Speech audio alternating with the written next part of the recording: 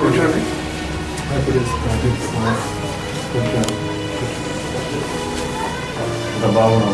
మిత్రుడు గారు సోదరుడు మేము వస్తుంటే మధ్యలో కలిసి క్రిస్మస్ గురించి కొన్ని సందేహాలు ఉన్నాయని, యేసు ప్రభు ఎందుకు పుట్టిండు, ఎవరికి పుట్టిండని కొన్ని సందేహాలు ఉన్నాయని అంటే రండయ్య మా అయ్యగారి దగ్గర తీసుకెళ్తానని, సో ఆ సందేహాలు మా అయ్యగారు తీరుస్తారని చెప్తారు, మీకు వివరించి చెప్తారని తీసుకొచ్చాను. ఓకే, నీ సందేహం చాలా గొప్పదన్నా. మరి యేసుక్రీస్తుని తెలుసుకోవడం చాలా ప్రాముఖ్యమైనది ఈ లోకంలో. మరి యేసుక్రీస్తు మన కొరకు జన్మించి ఉన్నాడు.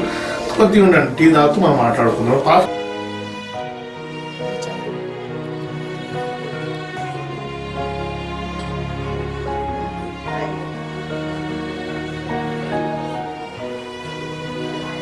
మీకున్న సందేహం ఏంటి బాబు? అంటే పాస్టర్ గారు, కన్యక గర్భవతి ఎలా అయింది, పశుల పాత్రలు ఎలా జన్మించారు, చుక్కెందుకు పెట్టుకుంటాం, రాజు అంటారు, చాలా విధాలుగా పేరు పెట్టి పిలుస్తారు కదా, అతని గురించి తెలుసుకోవాలి. మీకున్న సందేహం నేను చెప్తాను, వినండి.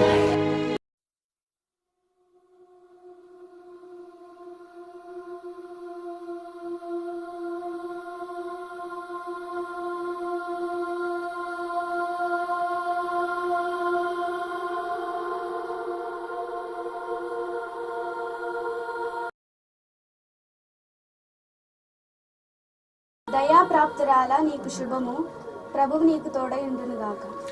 ఎవరది ఆ శుభవచనము పలుకుచున్నది? మరియా, భయపడకుము, నేను ప్రభు వద్ద నుండి గాబ్రియేలు దూతను. దేవుని దయవలన నీవు కృప పొందితివి. ఇదిగో, నీవు గర్భము ధరించి ఒక కుమారుని కని ఆయనకు యేసు అని పేరు పెట్టుదు. ఆయన గొప్పవాడే, సర్వోన్నతుని కుమారుడనబడు. దేవుడు ఆయన తండ్రి అయిన దావీదు సింహాసనమును ఆయనకిచ్చును. ఆయన యాకోబు వంశస్థులను యుగయుగములు ఏలును. ఆయన పాలనకు అంతముండదు. సరే, నేను పురుషుని ఎరుగుని దానని ఇదంతా ఎలా జరుగును?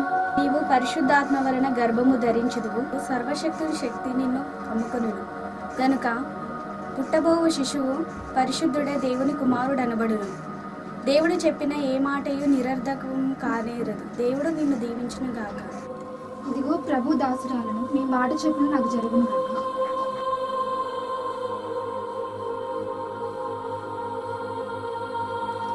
ఇదంతా ఆశ్చర్యంగా ఉన్నది. పురుషుని ఎరుగని కన్యను నేను గర్భం ధరిస్తాను, ఆయనకు యేసు అని పేరు పెట్టుదును. యేసు అంటే లోక రక్షకుడు అని కదా అర్థం. అంటే లోక రక్షకుని తల్లిగా ఉండుటకు దేవుడు నన్ను ఎన్నుకున్నాడు. ఎంత గొప్ప భాగ్యం. కానీ యేసేపు నీతిమంతుడని పేరుగాంచినవాడు. మరి నేను గర్భం దాల్చట గురించి అతడేమి తలంచును? వివాహం కాని కన్య గర్భవతియా? లోకానికి ఎంత హాస్యపదంగా ఉంటుంది. పుట్టబోయే ఆ కుమారి లోకం ఎట్లు అంగీకరిస్తుంది? ఇదంతా ఆలోచిస్తేనే చాలా అగోచరంగా ఉంది. వెంటనే వెళ్ళి నా విషయం యేసేపుకు తెలియజేస్తాను. నన్ను అంగీకరించడమో లేక తృణీకరించడమో అతడే నిశ్చయించుకున్నాను గాక.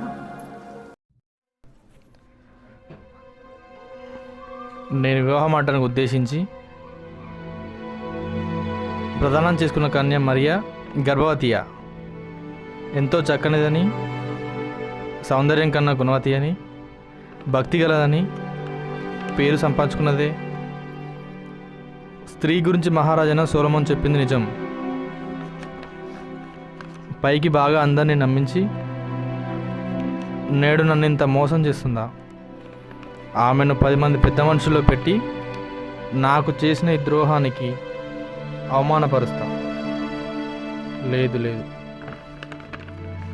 ఆమె అవమానింపబడట చూచి సహింపగలనా? దేవా, నిన్ను నమ్మి నీ చిత్తానుసారంగా నడవాలని నిర్ణయించుకున్నాను. నాకెందుకు ప్రభు ఇంత బాధ? నేను ఆమెను రహస్యంగా విడనాడుతున్నాను. దేవుని దయ నాతో ఉండును గాక. ఇదంతా ఆలోచిస్తే అసలు తల పట్టేస్తున్నది. కానీ అలసిన ఈ హృదయానికి, గాయపడిన ఈ జీవితానికి నిద్ర కరువే కదా.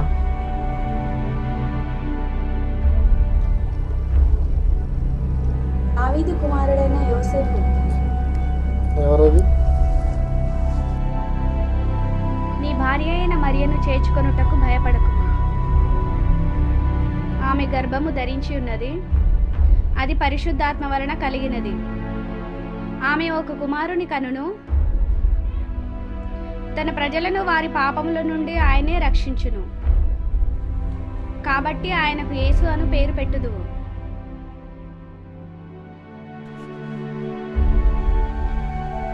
ఎంత ఆశ్చర్యం!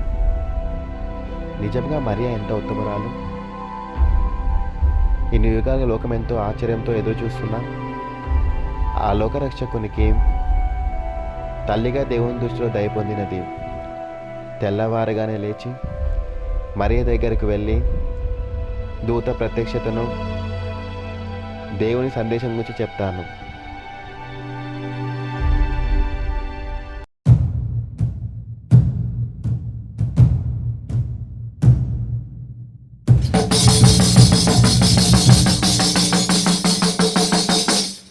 అయ్యలారా, అమ్మలారా, పట్టణ ప్రజలారా ఆలకించండి.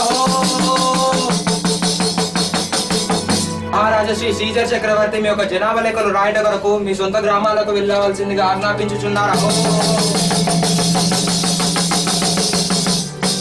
మరియా, ఏమిటి యేసేపు?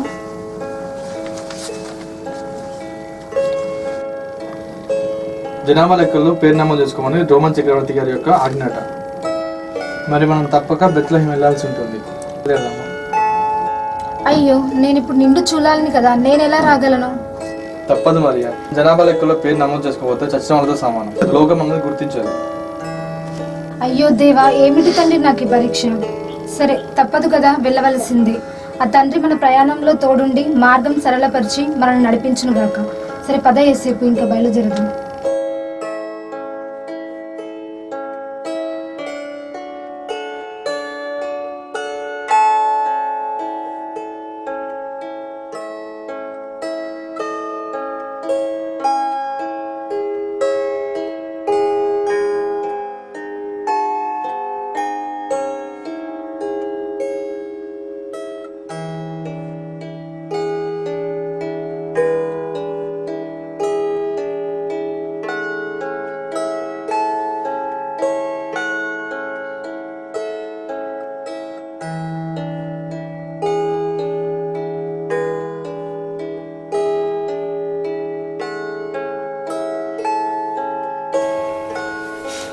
ఇంక నా వల్ల కాదు యేసేపు.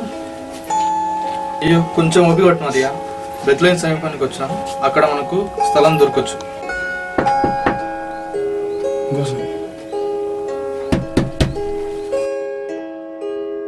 ఎవరు మీరు? ఏం కావాలి? అమ్మ, నా భార్య నిండు చూడాలి, ఈ రాత్రికి ఉండడానికి కాస్త చోటివ్వండి. ఇదేమన్నా ఇల్లు అనుకుంటున్నారా, సత్రం అనుకుంటున్నారా? ఇల్లు లేదు, స్థలం లేదు, ఏమీ లేదు. వెళ్ళండి.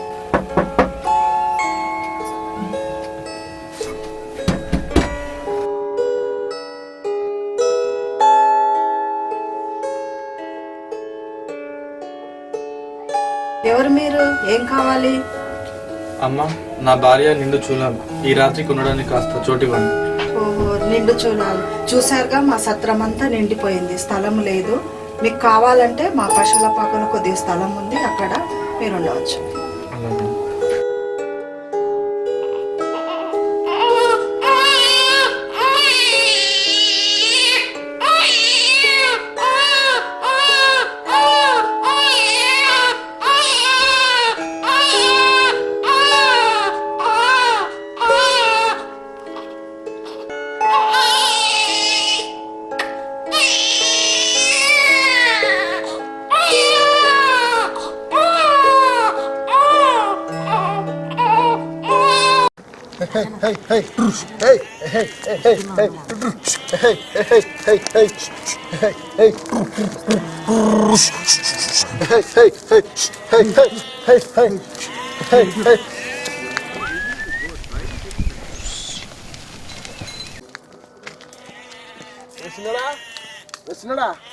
రారా, వస్తున్నా, ఉండు మామా. ఏంది మామా పిలిచావు? ఆ సుబ్బిగానే రా. ఆడా సొక్కా దొడుకుంటున్నారులే, వస్తున్నారులే, ఉండువా. అరే సుబ్బిగా, అరే సుబ్బిగా, అసలు ఆరేం పడినా నీకు? రారా.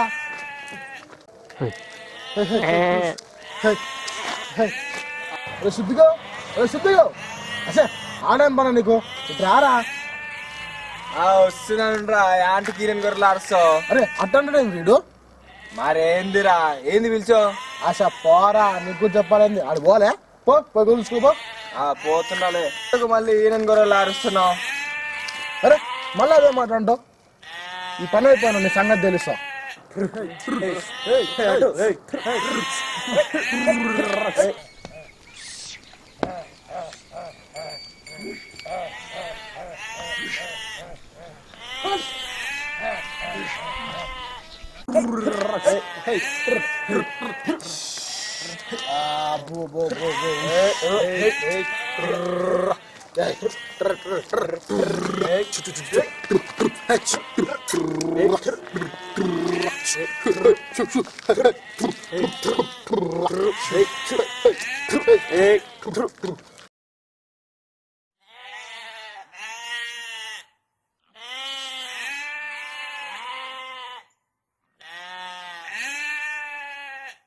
అరే చిన్నడా, సుబ్బిగా ఆ గొర్రెండు వచ్చేసి ఇక్కడ రండ్రా.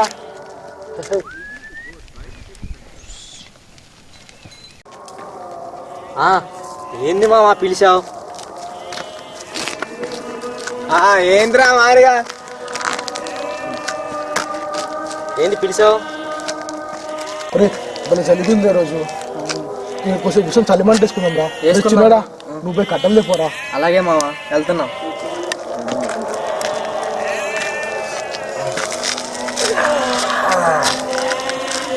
అరే యాన్రా సుబ్బిగా, ఇందాక నేను పిలిస్తే ఈయన గొర్రెలు అరుస్తున్నా అంటే గొర్రెలకి పోరా అంటే మళ్ళీ అదే కూత కూస్తావు. యాన్ అసలు ఈ సంగతి ఏంది? దాందే ఉందిలే మామా. రే చిన్నడా, ఆడ గొర్రె మీద పడుకోదాన్ని పడుకో.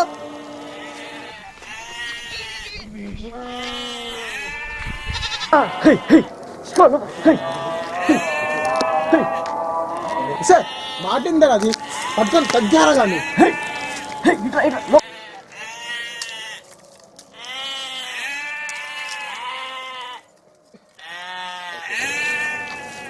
దాన్ని లోపడేసాలే మామా.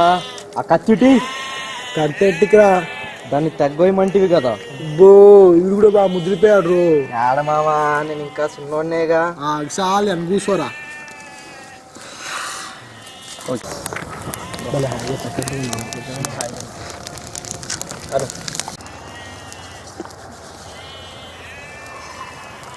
ఇప్పుడు భలే హాయిగా ఉంది రా పేసు శుద్ధిగా వచ్చినాడా. మరి చిన్నడా మంచి పాట వేసుకోరా. నాకేం వచ్చు మామ, నువ్వు వాడు ఉంటాం. అరే పాడరా. నాకేమొచ్చని మరి మారిగా నువ్వు పాడరా నేర్చుకుంటా మేము. ఆల్ రైట్, నాకేమొచ్చని పాడు మావా. ఎసే మీరేందో స్వామి విడిచిపెట్టేది లేరు.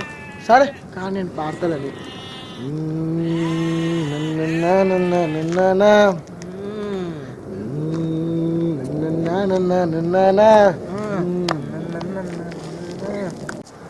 నిండు పున్న మీరేయి నిండు పున్న మీరేయి నిండు పున్న మీరేయి పండు వెన్నెలా నవ్వు నిండు పున్న మీరేయి పండు వెన్నెలా నవ్వు పిండారా పోయావే పండు వెన్నెలా దండాలు పెడతావే దండి వెన్నెల పిండారా పోయావే పండు వెన్నెల దండాలు పెడతావే దండి వెన్నెల నిండు పున్న మీరేయి పండు వెన్నెలా నవ్వు నిండు పున్న మీరేయి పండు వెన్నెలా నవ్వు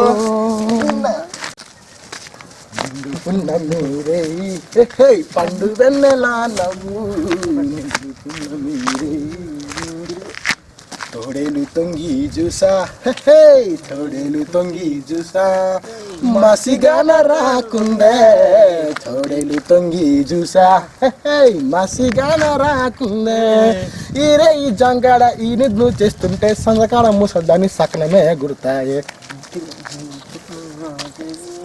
బా మంచి పాట పాడావు గారా మారిగా.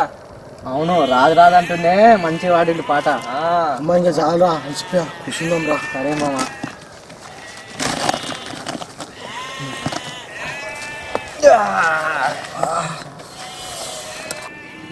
బా బాగా పాడవురా మారిగా. యాడ్ నేర్చువే పాట.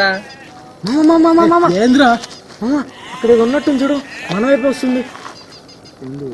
ఏంటిరా అది? అరే మన దిక్కే వస్తుందిరా అది. దయ్యమేమో మామ. వామ్మో భయమారురా.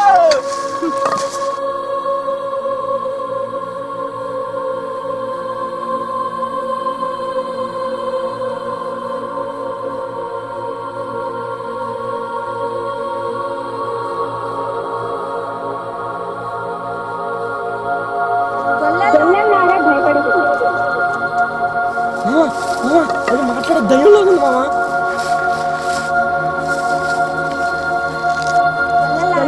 భయపడకుడి, నేను దయ్యాన్ని కాదు, నేను ప్రభు వద్ద నుండి పంపబడిన గాబ్రియేలు దూతను. ఇదిగో ప్రజలందరికీ కలగబో వర్తమానమును నేడు మీకు తెలియజేస్తున్నాను. ఏంది సార్ ఆ వార్త? దావీదు పట్టణమందు నేడు మీ కొరకు రక్షకుడు పుట్టి ఉన్నాడు. దానికిదే మీ కానవాలు.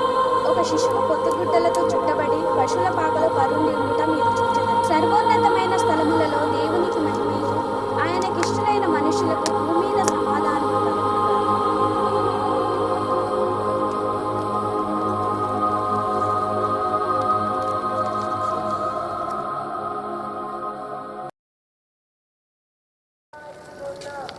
రే రే రక్షకుడు పుట్టారంట్రా, వచ్చి చూద్దాం పదండ్రా. పాపమ్మా పోదాం మనం. రాజులకు రాజు బూటేనయ్యా రాజులకు రాజు బూటేనయ్యా రారే చూడా మన మెల్లుగా మన్నే రారే చూడా రారే చూడా.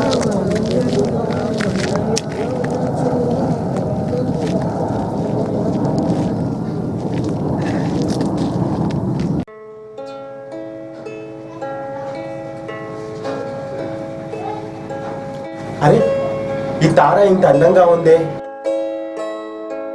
ఇది అన్ని నక్షత్రాలతో పోలిస్తే విచిత్రంగా ఉందే. ఇలాంటి నక్షత్రము ఇంతకు ముందు ఎప్పుడూ జన్మించలేదే. కాలజ్ఞాని నాకే అర్థం కావట్లేదేంటి. ఇది దారిని చూపిస్తున్నట్లుంది. నేను వెంబడిస్తే దీని వివరాలు ఏమో తెలుసుకోవచ్చు కదా. వెంబడించదా?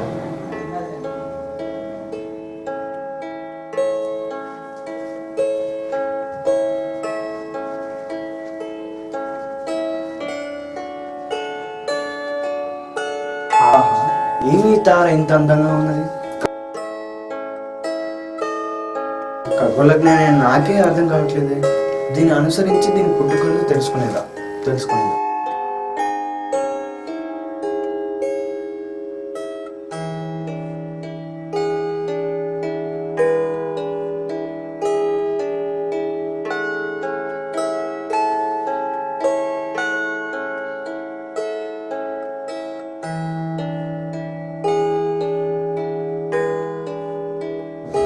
ఆహా, ఏమీ తారా, ఇది అన్ని నక్షత్రంలో బహు తేజస్సుగా ఉన్నది. ఏమిటి దీని ప్రత్యేకత? ఈ నక్షత్రం ఇప్పుడే పుట్టడం కారణం ఏమిటి? ఇటువంటి నక్షత్రం నా చేతిలో చూడలేని. దీని యొక్క సూచన ఏమిటో? అయినా నాకు ఇది ఏదో మానవం చూపిస్తున్నట్లే. సరే, దీన్ని వెంబడిస్తే దీని పుట్టుపూర్వకలు ఏదో తెలుసుకోవచ్చు కదా.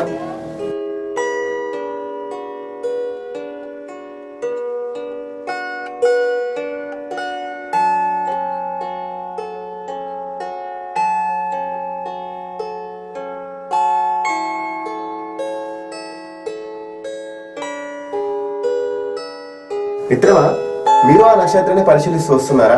ఇంతకీ మీరెవరు? నా పేరు జాస్టర్. నేను ఒక కాలజ్ఞానిని. నేను మెల్కిసెదెకును, మతజ్ఞానిని. ఏమీ లేదు మిత్రమా, నేను చాలాసేపటి నుండి ఈ యొక్క నక్షత్రాన్ని అనుసరించుతున్నాను. ఇది జన్మించడానికి కారణం ఏమిటా అని. ఇంత చక్కని నక్షత్రం నేను ఎప్పుడు చూడలేదు. దీని గురించి మీకేమైనా తెలుసా మిత్రమా? అయ్యో మిత్రమా, అది తెలియకనే నేను కూడా ఈ నక్షత్రాన్ని అనుసరిస్తూ వస్తున్నాను. ఇంతలో మీరు కనిపించారు. అయినా దీని శైలి ఏమిటో, అసలు దీని ఆంతర్యం ఏమిటో గోచరం కావటం లేదు.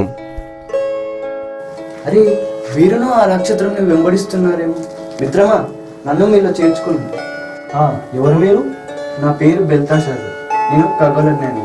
నేను కూడా తారకనే వెంబడిస్తూ వస్తున్నాను. నేను ఖగోళ శాస్త్రవేత్తనైనా ఇప్పటి వరకు ఇలాంటి నక్షత్రం నేను చూడలేదు. ప్రపంచంలో ఇంతకు ముందు ఎన్నడూ జరిగిందని అనిపిస్తుంది. అవును మిత్రమా, మీరు చెప్పింది నిజమే. దీనికి సాదృశ్యం ఎవరో కారణ జన్మలో జన్మించి ఉండవచ్చు నాకు తోచున్నది. అవును మిత్రమా, అయినా ఈ తార ఏదో దారి చూపిస్తుంది. దీన్ని అనుసరించినట్లయితే దాని కారణం మనం తెలుసుకోవచ్చు. వెంబడిద్దామా?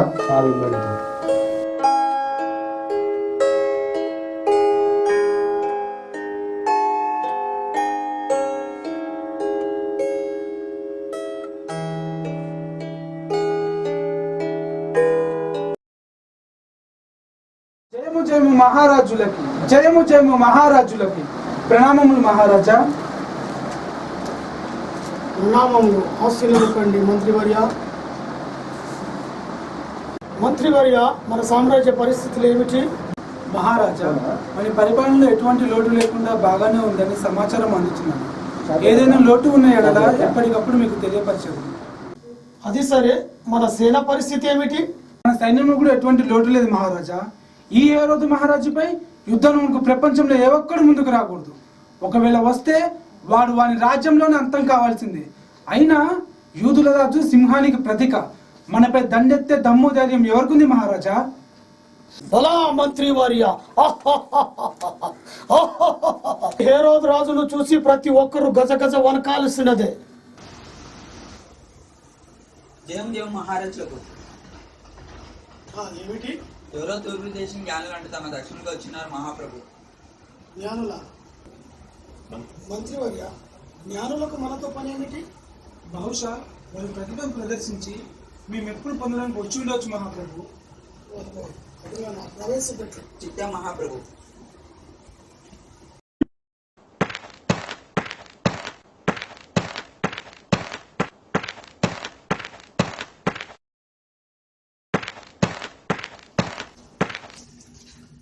మహారాజులు చిరంజీవులుగాక. ఆశీనులకండి. మీ నామధేయం ఏమిటి? మహారాజా, నా నామధేయం జాస్టర్. నేను భూత భవిష్యత్ వర్తమానం సంబంధించిన కాలజ్ఞానిని. నన్ను బెల్తాషార్ అంటారు మహాప్రభు. నేను ఖగోళ జ్ఞాని. నేను మెల్కిసెదెకు, నేను మతానికి సంబంధించిన జ్ఞానిని. మేము ముగ్గురము తూర్పు దేశం నుంచి వచ్చి ఉన్నాం మహాప్రభు. ఓ అటులనా మీ రాకకు గల కారణం ఏమిటి? నేడొక వింత నక్షత్రం జన్మించింది. నా జ్ఞానం బట్టి పరిశీలిస్తే అటువంటి నక్షత్రం ఇంతకు ముందు ఎప్పుడు జన్మించలేదు, ఇక ముందు కూడా జన్మించబోదేమో. అంతటి అందమైన తారను నా ఖగోళంలో ఇంతవరకు చూడను లేదు. ఓహో, తార జన్మించుటకు గల కారణం ఏమై ఉండవచ్చును? కారణ జన్ముని జన్మకు సుచాగ్రి అని మన నమ్మకం మహాప్రభు. సరే, మీ నమ్మకమే కానిము. నిజమైన ఆ కారణ జన్ముడు ఎవరై ఉండవచ్చు? యూదుల రాజని మా నమ్మకం. ఏలైనగా తూర్పు దిక్కున నక్షత్రం చూసి పూజింపవచ్చితిమి. యూదుల రాజా? యూదుల రాజు మా మహారాజు వంశంలో కాక వేరొక వంశంలో జన్మించుటయా? సంభవం. పుట్టినది యూదుల రాజు అని మీరు ఎలా నిరూపించగలరు? ఇదిగో ఈ గ్రంథమందు ఉంది మహారాజా. యెషయా ప్రవక్త ముందుగా ప్రవచించినట్లు కన్యక గర్భవతి కుమారుని కనును, ఆయనకు ఇమ్మానుయేలు అని పేరు పెట్టబడను అని రాయబడి ఉన్నది మహారాజా. మీ మాటలు మాకు ఎంతో ఆశ్చర్యం కలిగించుచున్నది. ఆయన జన్మను గురించి వారి ప్రవక్తలు ఇంకా ఏమైనా ప్రవచించడమో మహారాజా? మంత్రి వారి ఆలోచనలు స్ఫూర్తిగా ఉన్నది. ఆయన జననం గురించి ఇంకా తెలుసుకుందాం. ఎవరక్కడ? చిరంజీవి మహాప్రభుడు. లేఖనములు తెలిసిన ఇద్దరు శాస్త్రులను ప్రవేశపెట్టుము. చిత్తం మహాప్రభు. కాలఖగోళ శాస్త్రం ఎరిగిన జ్ఞానులు ఆ బాలరాజు జన్మస్థలం ఎరుగుటపోవుట వింతగానున్నదే. రాజు రాజగృహము కాక మరి ఎచట సందర్శించేదారు? హరిలారా, ఆ పసికందుకు ఏదో కానుకలు కూడా తెచ్చినట్టున్నారే? అవును మహారాజా, ఆయన రారాజని గుర్తెరిగి ఆయనకు సువర్ణ సమర్పణ చేయడానికి వచ్చినారు. నేను బోలము సమర్పిస్తున్నాను. ఆయన యాజకులను గుర్తెరిగి నేను సాంబ్రాణి తెచ్చుతుంది. జయం జయ మహాప్రభులు శాస్త్రులు వచ్చి ఉన్నారు. ప్రవేశపెట్టుము. మహారాజులకు ప్రణామం. శాస్త్రులారా, యూదుల రాజుగా పుట్టినాడని మీ లేఖనములు ఏమి తెలుపుచున్నాయి? చిత్త మహాప్రభు. కాబట్టి ప్రభువు తానే ఒక సూచన మీకు చూపును, ఆలకించుడి. కన్యక గర్భవతి అయి కుమారుని కని అతనికి ఇమ్మానుయేలు అని పేరు పెట్టును అని యెషయా ప్రవచించిన మహాప్రభు. బెత్లెహేమ ఎఫ్రాతా యూదాయు కుటుంబంలో నీవు స్వల్ప గ్రామమైనను నా కొరకు ఇశ్రాయేలీయులను వేలబోవాడు నీ నుండి వచ్చాను. పురాతన కాలం మొదలుకొని శాశ్వత కాలము ప్రత్యేకమగును అంటూ వీకా సెలవిచ్చిన మహాప్రభు. సరే, ఇక మీరు వెళ్ళవచ్చు. చిత్తం మహాప్రభు. విన్నారు కదా, బెత్లెహేములో కన్యక గర్భమందు జన్మించిన రాజును మీరు దర్శించి మీ కానుకలను ఆయనకు సమర్పించి మాకు కూడా వర్తమానం తెలియపరిచినట్లయితే మేమును వెళ్ళి ఆయనను దర్శించాం. మహారాజులు చిరంజీవులు అవుదురుగాక. మేము వెళ్ళి వచ్చేదాం.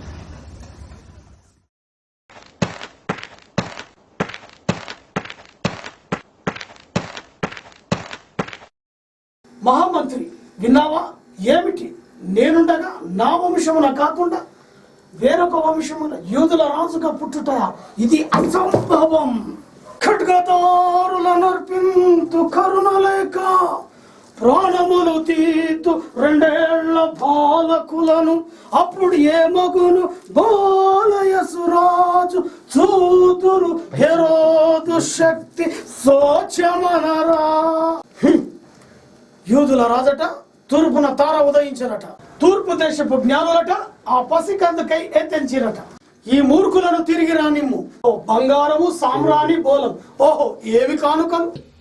ఈ సింహాసనము మాది. ఖండ ఖడ్గ బలముతో సంపాదించుకున్న మా కుమారులది. మూర్ఖులు జ్ఞానుల సమాచారము తెచ్చిన పిదవట మేమును కానుకలను తీసుకొని వెళదాం. ఖడ్గను బహుకరించదాము. మా ఖడ్గముతో శిశువును ఖండముగా నరికి మంత్రి, మన దేశంలో ఉన్న 2 ఏళ్ల బాలకులను హతమార్చుము. వెళ్ళము. చిత్త మహాప్రభు.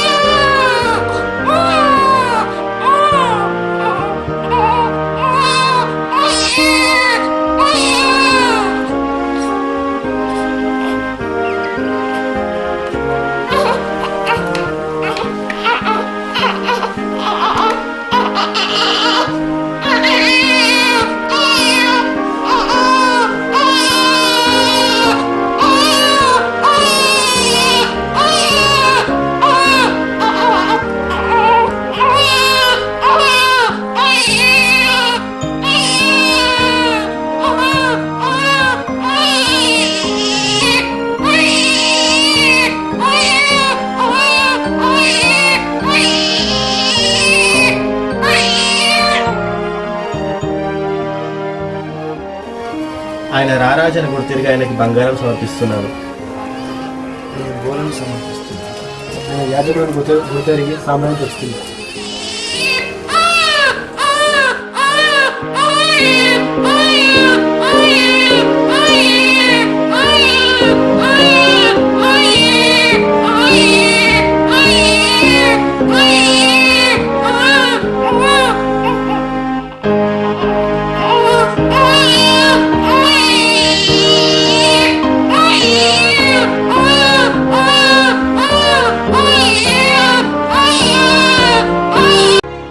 ఇప్పుడు అర్థమైందా బాబు? చాలా వివరంగా అర్థమైంది పాస్టర్ గారు. క్రిస్మస్ అంటే ఏదో పై అలంకరణ, మన జైష్ అలంకరణ, ఇంటికి అలంకరణ చేసుకోవడం అనుకున్నాను. ఇంటి పైన స్టార్ పెట్టుకోవడం, ఏదో ట్రీస్ డెకరేషన్ అనుకున్నాను. కానీ ఇంత క్లియర్గా చెప్పారు. అయినా వీళ్ళతో వచ్చినందుకు అసలు వీళ్ళకి ఫస్ట్ కృతజ్ఞతలు చెప్పుకోవాలి. నాకు అసలు నిజమైన క్రిస్మస్ ఏంటి, ఎలా జరుపుకుంటారు, అసలు మన దేవుడు ఏంటి అని ఇప్పుడు తెలిసింది. మనుషుల పాకలో కాదు, ఇప్పుడు నా హృదయంలో జన్మించాడు యేసు ప్రభు. ఇక మీరు ఏదైతే తెలుసుకుని ఉన్నారో ఇక్కడ నుంచి మరి విశ్వాసంతో ప్రతి ఆదివారము మందిరానికి దేవుని మందిరానికి వెళ్తూ దేవుని ఆరాధిస్తూ మరి విశ్వాసంతో యేసుక్రీస్తు ఏదైతే చెప్పి ఉన్నాడో దాన్ని బట్టి మీరు ఈ లోకంలో జీవితం ఇవ్వడానికి ఒకరు ప్రేమ కలిగి ఉండడానికి నేర్చుకుంటూ ముందుకు సాగాలని మీకు తెలియడం వందనాలండి.